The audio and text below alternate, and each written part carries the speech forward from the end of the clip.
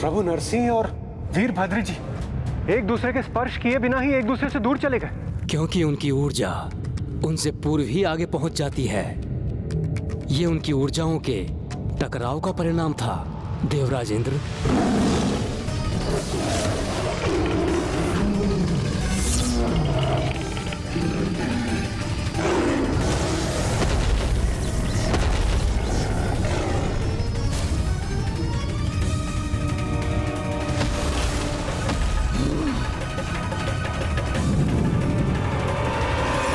हे नरसिंह अवतार, मुझे आप पर अस्त्र शस्त्र का प्रयोग करने के लिए विवश मत कीजिए। कृपा करके शांत हो जाइए।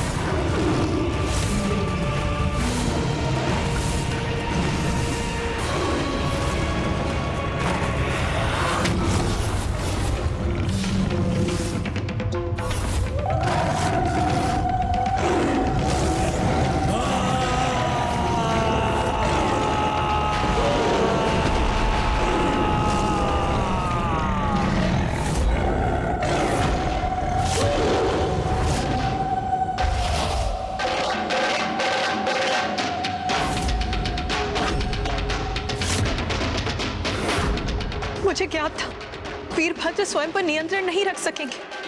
वो तो महायुद्ध के लिए तत्पर दिखाई दे रहे हैं। मैं आपके चारों ओर अपने शस्त्र से ऐसा चक्र उत्पन्न कर दूंगा कि जिससे आप जब तक शांत न हो जाएं, कहीं भी प्रस्थान न कर सकें।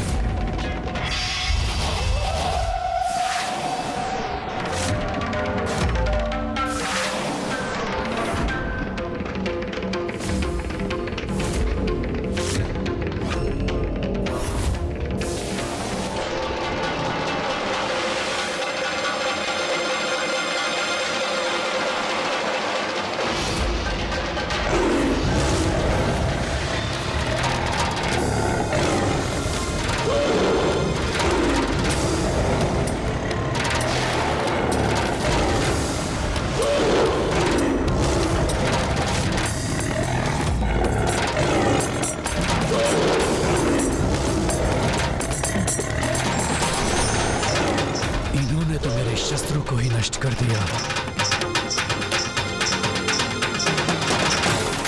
जब उनके अस्त्र ही नष्ट हो गए तो वीरभद्र जी प्रभु नरसिंह को कैसे रोकेंगे?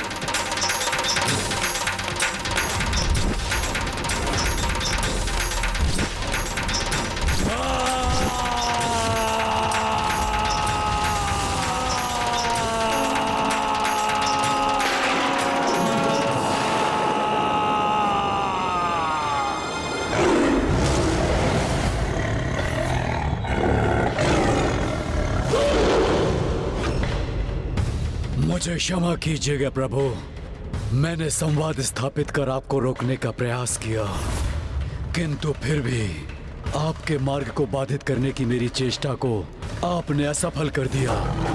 इसलिए अब मेरे पास कोई अन्य विकल्प शेष नहीं।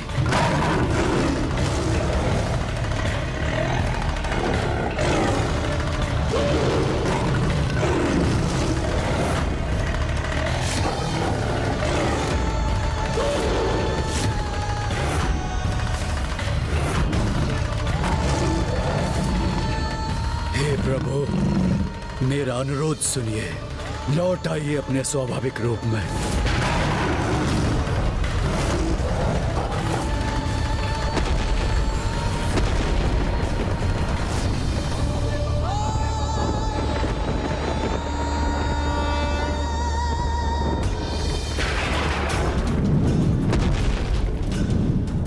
मैं पुनः निवेदन कर रहा हूं प्रभु, अपने क्रोध का परित्याग कीजिए। अधर्मी और उसके अधर्म को तो नष्ट कर चुके हैं प्रभु, अब इस सृष्टि को भी अपने क्रोध से मुक्त कीजिए।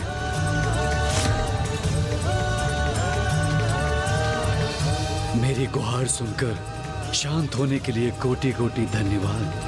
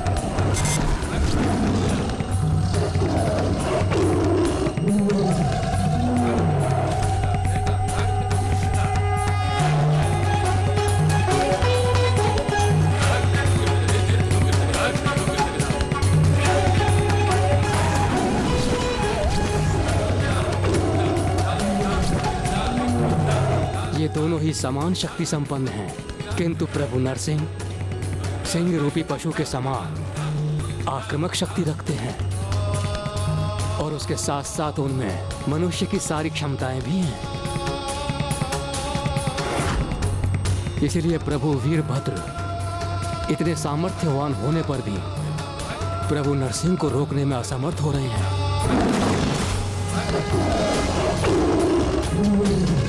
किंतु इसके पूर्व की समस्त सृष्टि का स्थायी अहित हो जाए, उन्हें रोकना अति आवश्यक है।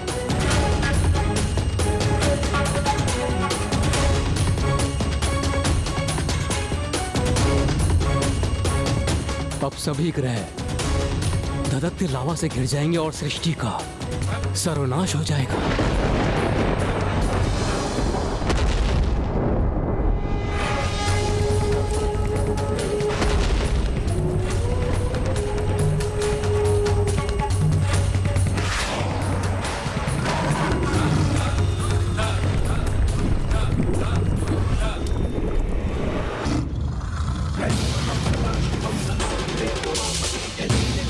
प्रभु नरसिंह में पशु और मानव की शक्ति का मिश्रण है। उन्हें तो कोई ऐसा ही दिव्य योद्धा रोक सकता है जिसमें पशु, मानव और पक्षी की शक्ति का अद्भुत समन्वय हो। पशुत्व की भावना व्यक्ति को अनियंत्रित करती है, तो पक्षी का स्वभाव अपेक्षाकृत अधिक शांत करता है।